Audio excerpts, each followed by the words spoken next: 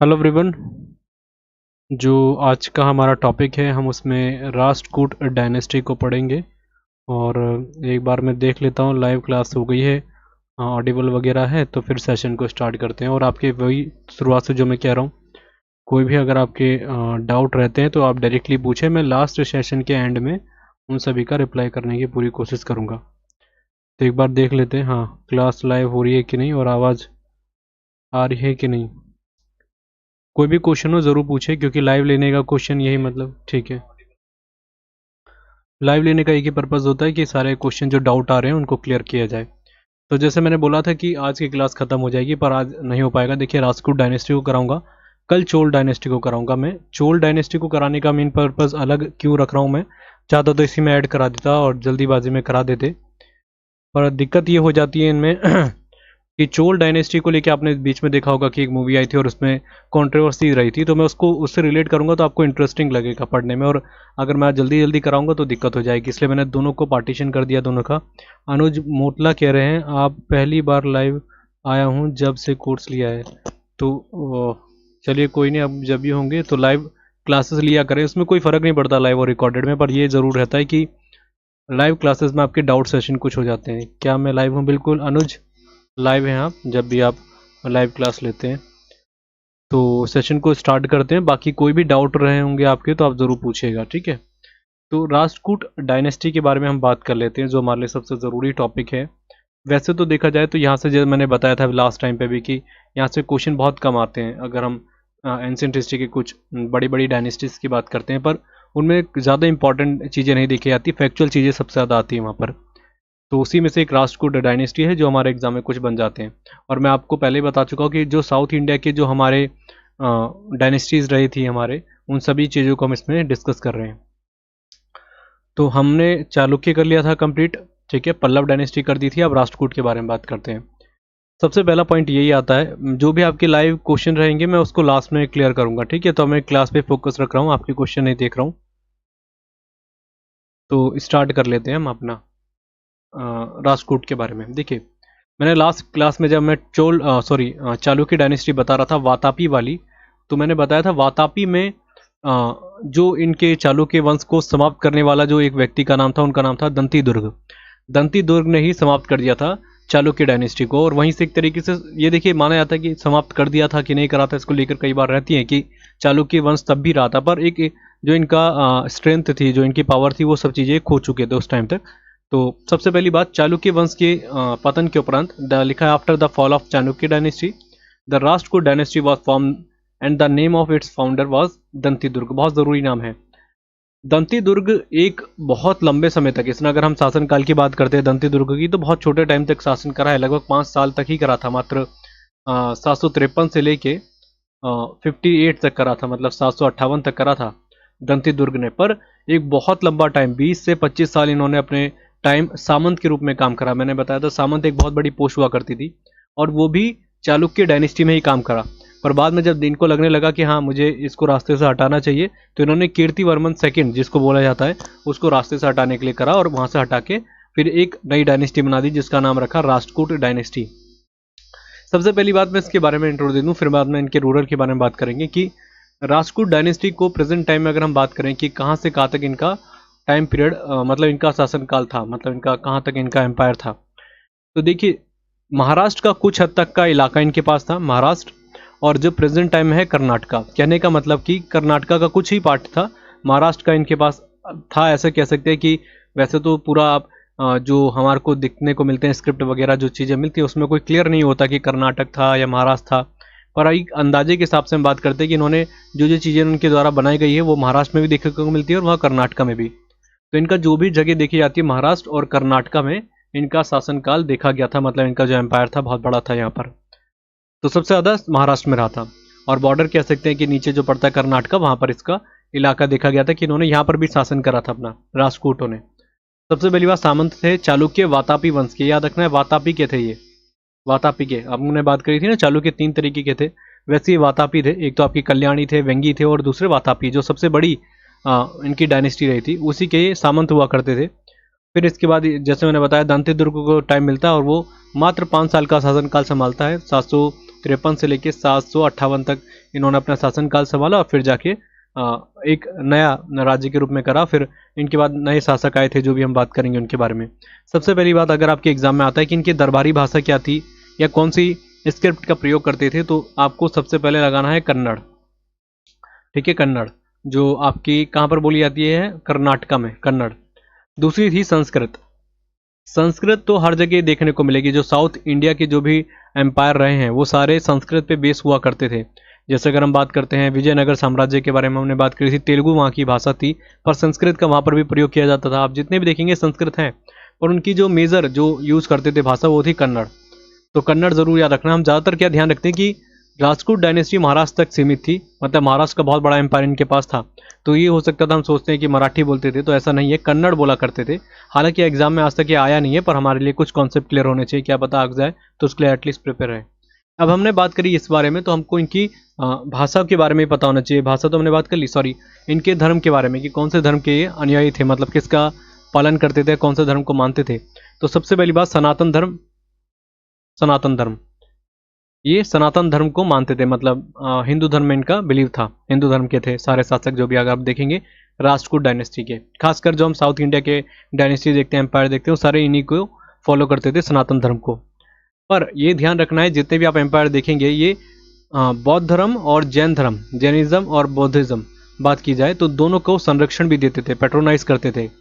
मतलब क्या है इसका, ये भी समझना जरूरी है। जैसे मैंने बताया, जितने भी शासक रहे थे उनके अंदर ये बहुत था कि सहिष्णुता जिसको कहा जाता है, कि ऐसा नहीं है कि दूसरा धर्म है तो वो हमारे लिए नुकसान कर सकता है। हाँ, अच्छी चीज़ें तो उनको ज़रूरी ऑब्जर्व करते थे, उसको ग्रहण करते थे कि हाँ इसको हमें ठीक रखना है। और आप देखेंगे जैन धर्म हो गया, बौद्ध धर्म हो गया, उसमें कहीं भी अलग तरीके से कोई चीज़ों को मेंशन नहीं करा गया, उन पे अच्छी बातें ही बताई गई है। ऑलमोस्ट सभी धर्मों में यही होता है कि अच्छी बातें होती है, पर इनमें बहुत अच्छी अच्छी चीज़ों को इन्होंने पसंद करा और उनको संरक्षण दिया कि किसी भी तरीके से बौद्ध धर्म या जैन धर्म को कोई दिक्कतें ना हो। तो ये अगर हम देखने वाली बात है, तो हमारे लिए तीनों धर्म को ये संरक्षण देते हैं, ये सबसे ज़रूरी पॉइंट है। सनातन धर्म को मानते थे, ये सबसे ज़रूरी पॉइंट हम बात कर रहे हैं। अब देखिए, ये चीज़ हमें पता कैसे चले कि ये कौन से धर्म को ज़्यादा बिलीव करते थे, किसको मानते थे या किसको संरक्षण देते थे। तो आपको एक मैंने बताई थी स्टैटिक जीके में, एलोरा केव्स, बहुत डिटेल में समझाए थे इस बारे में। एलोरा की गुफाएं, ये सारी जो फोटो दिख रही है एलोरा केव्स की हैं। ये एलोरा केव्स आपके महाराष्ट्र के औरंगाबाद में है, और वहीं पर इन्होंने गुफाएं बनाई थी, देखिए जो प्रेजेंट टाइम में दिख रहा है यहाँ पर। और एलोरा केव्स में ही हमको जो गुफाएं हैं वहाँ पर, गुफा एक तरीके से आप समझ लीजिए केव्स दिख रही होंगी, और यहाँ पर अलग अलग तरीके से टेम्पल बनाए गए हैं। तो एलोरा केव्स में टोटल 34 केव्स हैं या गुफाएं कह सकते हैं, और उनमें से ही जितनी गुफाओं में हम जाते हैं वहाँ पर सब अलग अलग तरीके की हमें वहाँ पर कलाकृतियाँ देखने को मिलती है, जैसे मैंने यहाँ पर दिखा रखा, पेंटिंग हो गई, ये सारी चीज़ें। तो उसी तरीके से इनका ये पता चलता है कि ये सभी धर्म का सम्मान करते थे जो उस समय हुआ करते थे। जैसे आपके हम बात करते हैं कि हिंदू धर्म तो था इनका, बौद्ध धर्म और आपके जैन धर्म। जैसे कि 1 से लेके 12 जो गुफाएं नंबर में अगर हम बात करते हैं, उसमें बौद्धिज्म या आप कहेंगे महात्मा बुद्ध की मूर्तियों से रिलेटेड एक तरीके से मूर्ति कला की गई है। इसका मतलब ये दिख रहा है कि वो बौद्ध धर्म को भी सम्मान करते थे, ऐसा नहीं था कि उसको कहीं से भी अलग रख के चलते थे। ठीक है, ये क्वेश्चन आ रखे हैं, सारे बताऊंगा मैं भी, कौन सी केस में कहाँ तक कौन कौन से धर्म के बारे में देखने को मिलता है। इसके बाद अगर हम बात करते हैं कि 13 से लेके 29, क्योंकि मैंने बोला टोटल 34 केव्स थी, जिनमें से 112 है वो आपकी बुद्धिज्म पर है, और जो 13 से 29 है वो है जैनिज्म पर, और जो सबसे कम है वो है 30 से लेके 34, वो है सनातन धर्म। मतलब भगवान जो है हमारे, उनकी मूर्तियाँ वहाँ पर देखने को मिलती है। तो कहने का मतलब इसी यहाँ से अंदाज़ा लगाया गया कि तीनों धर्म को मानते थे और मतलब सम्मान करते थे, और बेसिकली वो हिंदू धर्म पर ज़्यादा बिलीव करते थे। हाँ, ये अलग बात है कि इन केव्स में ज़्यादातर आपको बौद्धिज्म के बारे में देखने को मिलेगा, आपको जैनिज्म के बारे में देखने को मिलेगा मूर्ति, पर हम लोग बोलते हैं कि सनातन धर्म के थे कि नहीं, तो वो सनातन धर्म के ही थे, पर इनकी मूर्तियाँ उन्होंने बनाई थी। तो चीज़ें मेरी क्लियर हो गई होंगी। ये क्वेश्चन कई बार आता है कि बताइए कि कहाँ से लेकर कहाँ तक इन्होंने केव्स में कौन कौन सी धर्म से रिलेटेड है, ये चीज़ें आ चुकी हैं आज तक, तो ध्यान रखेंगे। और ये आप सभी जानते हैं कि हमने इसके बारे में बहुत डिटेल में समझाया था। एक चीज़ और मैंने बता दिया था कि महाराष्ट्र और कर्नाटक के प्रेजेंट टाइम का जो इलाका है वहाँ पर इनकी राजधानी हुआ करती थी। सबसे पहली बात, इनकी राजधानी क्या थी, उसका नाम था मान्यखेत। ठीक है, मान्यखेत यहाँ पे लिखा है मैंने, वैसे इसको ऐसे लिखा जाता है इंग्लिश में, मान्यखेत। और ये प्रेजेंट टाइम में कहाँ पर है, ये कर्नाटका में, ये भी ज़रूरी पॉइंट है। मान्यखेत ये कई बार मैंने जो बोला है कि जैसे राजपूत डायनेस्टी के जो पूरा एम्पायर देखा जाए तो महाराष्ट्र में सबसे ज़्यादा देखा जाता है। तो हम कई बार गलती लगा लेते हैं कि मान्यखेद अगर एग्जाम में आता है तो हम आंख बंद करके लगा देते हैं महाराष्ट्र, वो गलत है। मैंने पहले ही बताया था कर्नाटका में पड़ता है ये। और ये ज़रूरी पॉइंट है कि इनकी कैपिटल ये फर्स्ट नहीं थी, ये हाँ बहुत लंबे समय तक इनकी राजधानी रही मान्यखेद, पर इनकी जो पहली जो सबसे इनिशियल जो इनकी कैपिटल हुआ करती थी उसका नाम था मयूर खिचड़ी, ठीक है, या मयूर खिड़ी आता उसका नाम ज़्यादा, मयूर खिड़ी ऐसे लिखा जाएगा, मयूर खिड़ी, जो इनकी राजधानी हुआ करती थी। क्यों? क्योंकि जो दंती दुर्ग ने सबसे पहले इसी को राजधानी बनाया, फिर इसके बाद ये मानखेड़ जो आपकी जगह थी वहाँ पर अपनी राजधानी, बहुत सारे जितने एम्पायर रहे थे उन्होंने सभी ने काम करा, पर ज़्यादातर एग्जाम में कैपिटल मानेखेत को ही माना जाता है, मानखेड़ जिसको इंग्लिश में लिखा जाता है उसी को हम सही मानेंगे। मैंने बताया कि जो दंती दुर्ग ने स्थापना करी थी किसकी, राजपूत डायनेस्टी की। तो सबसे पहली बात आएगा कि किस वंश के शासक को इसने मारा था या हराया था, जिसके बाद इसने एक नई साम्राज्य बना दिया था, वो थे कीर्तिवर्मन सेकंड, ठीक है। एक मिनट, ये मार्कर नहीं चल रहा है, एक मिनट थोड़ा सा वेट करना पड़ेगा।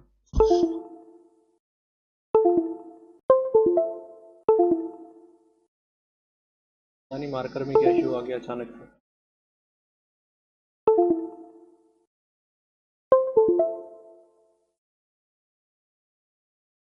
एक मिनट वेट करना पड़ेगा आपको, जरा मैं मार्कर चेक कर रहा हूँ, इसमें प्रॉब्लम आ रही है जरा।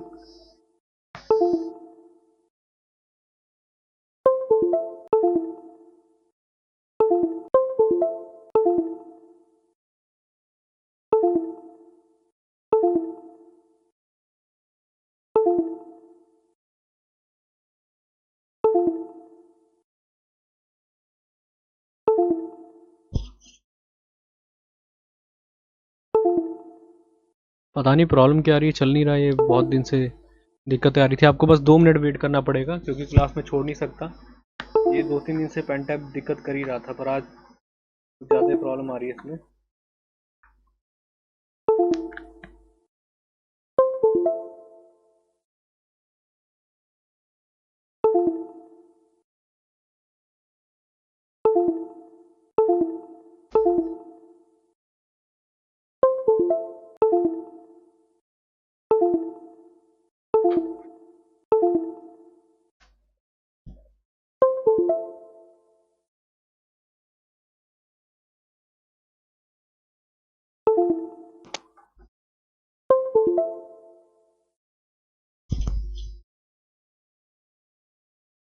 आज मार्कर में पता नहीं क्या प्रॉब्लम आ रही है, चल नहीं रहा है ये, ऐसा ना हो क्लास छूट जाए ये। मैं पूरी कोशिश कर रहा हूँ कि चल जाए ये।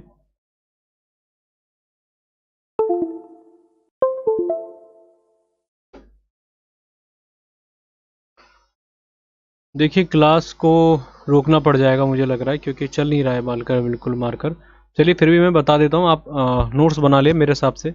ये चीज़ें यहाँ पर शो नहीं हो रही है तो आप इसके नोट्स बना ले, क्योंकि मार्कर चल नहीं रहा बिल्कुल भी है। तो एक बार आप नोट्स बना ले और लिख लीजिएगा, नहीं तो मैं सेकंड क्लास में इसको लिखूंगा, या तो ऐसे करता हूँ इस क्लास को यहीं पर एंड कर देते हैं, ठीक है। क्योंकि अगर ये मैं आगे कराता रहूँगा तो कुछ फ़ायदा है नहीं, क्योंकि इसमें लिखा जा नहीं रहा है और कुछ चीज़ें फैक्चुअल चीज़ें भी बतानी थी जो सबसे ज़रूरी था। तो एक बार मैं देख लेता हूँ फिर भी दोबारा ट्राई करके, जो कि कोई दिक्कत आ रही है तो उसको ठीक कर लिया जाए।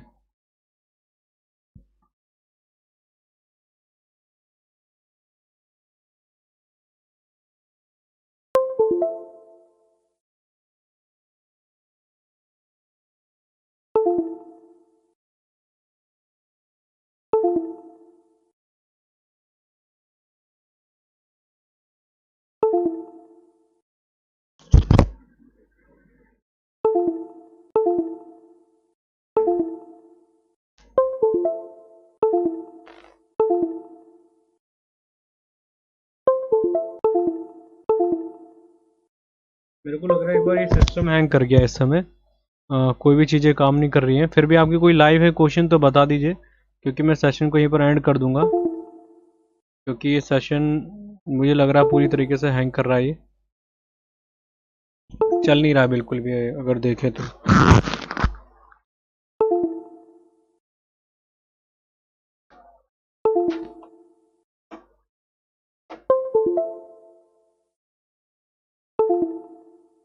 चलिए मैं सेशन को यहीं पर एंड कर देता हूँ, क्योंकि प्रॉब्लम आ रही है, लग रहा है सिस्टम हैंग कर रहा है ये।